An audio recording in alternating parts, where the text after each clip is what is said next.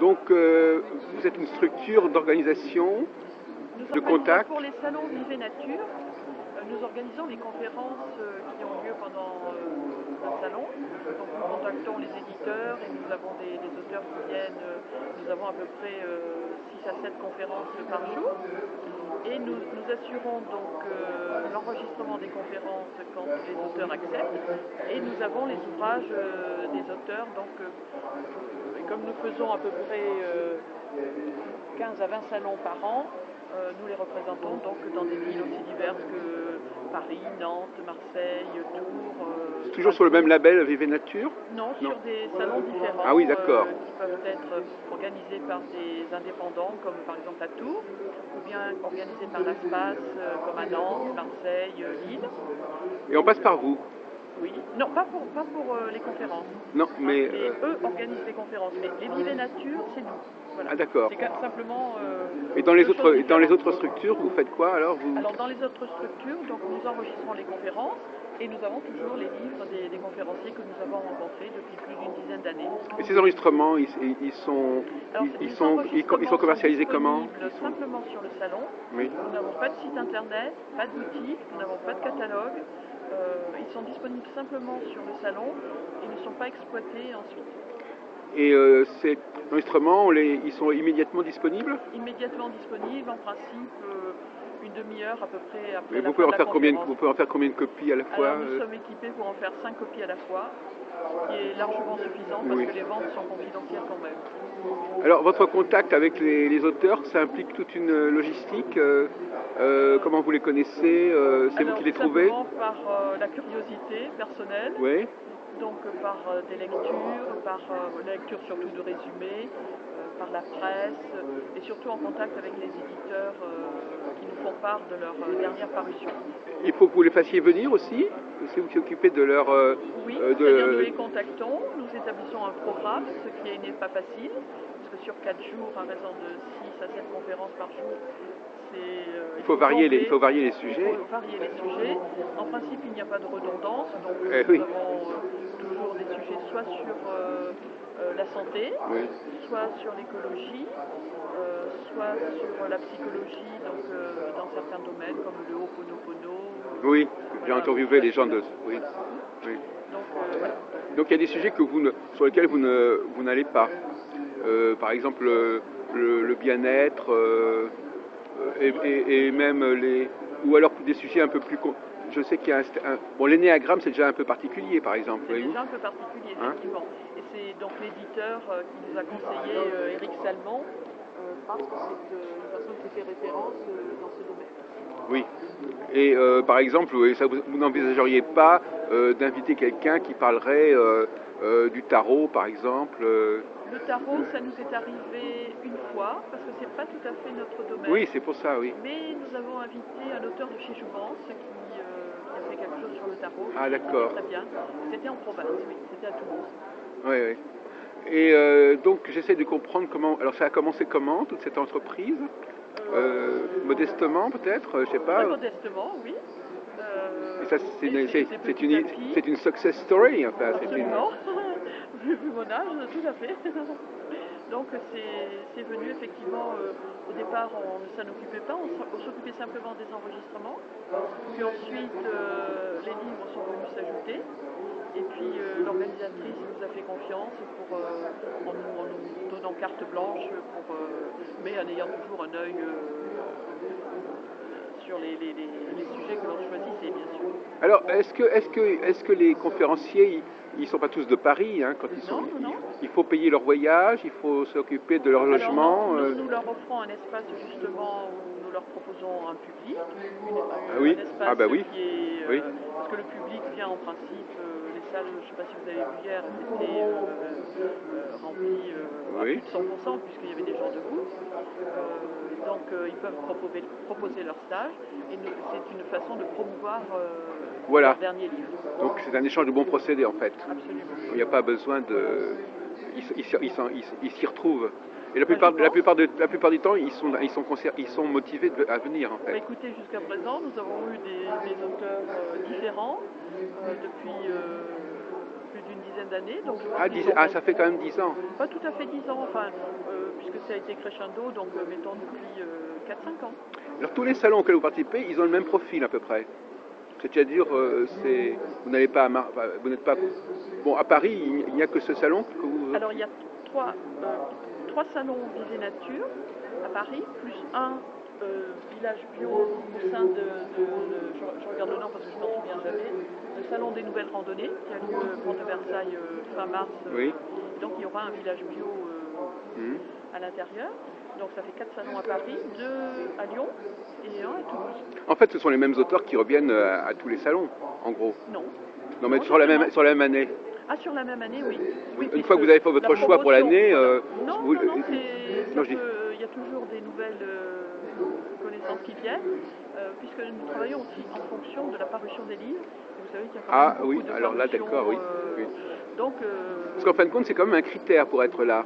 Il faut avoir un livre, il faut publier. Voilà, il faut avoir un support.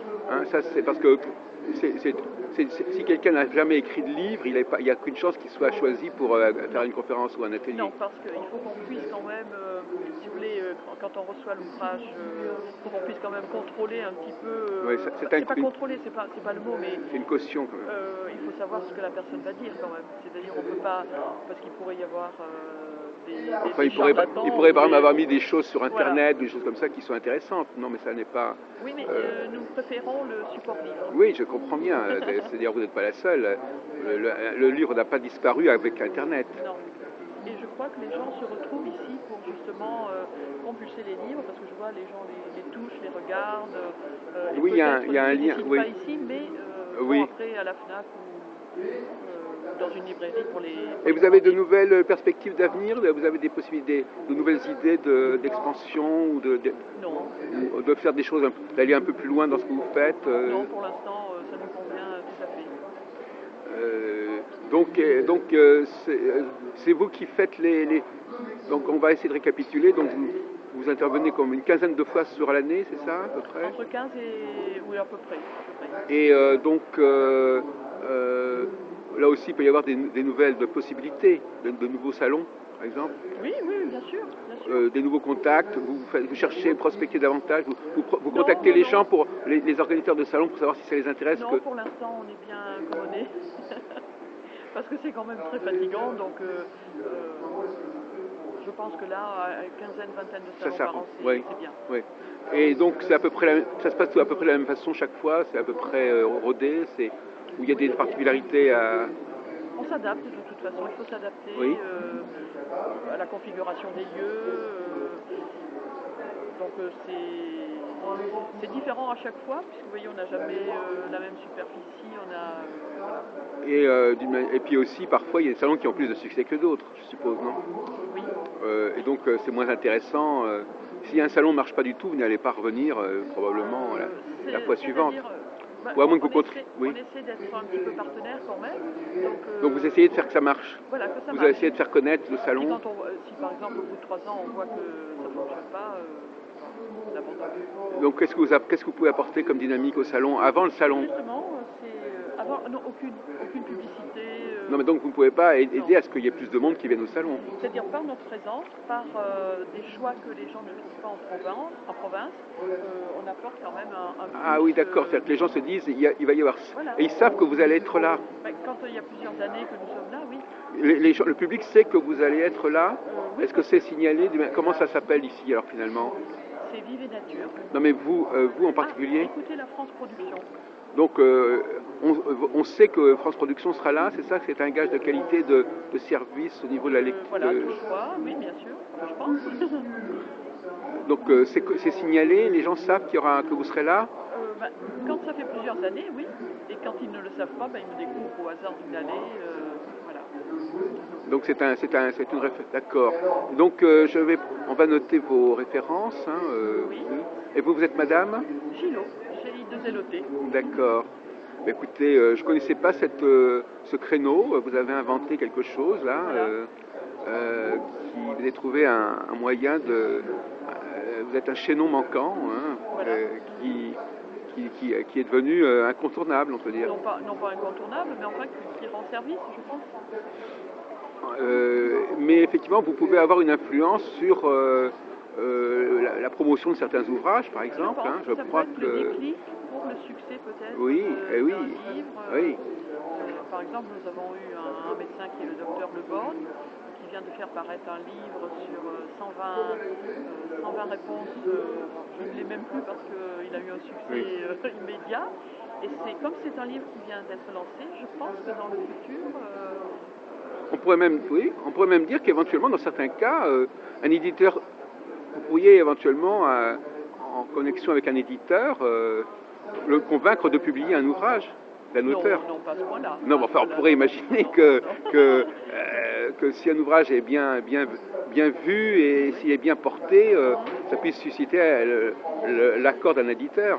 Je n'irai pas jusque-là, mais on peut, par exemple, il y a des personnes qui souhaitent éditer un livre, qui ne savent pas à qui s'adresser. On peut tout à fait sur d'accord. Ah oui, d'accord. Ah, en effet. Ça, on peut le faire, bien sûr. Ça, c'est intéressant. Arrivé, voilà. Ah oui, donc c'est intéressant. Donc c'est pas tout à fait ce que je disais, mais c'est quand même un moyen de rentrer dans le monde de l'édition. On donne les coordonnées et puis les gens après prennent contact.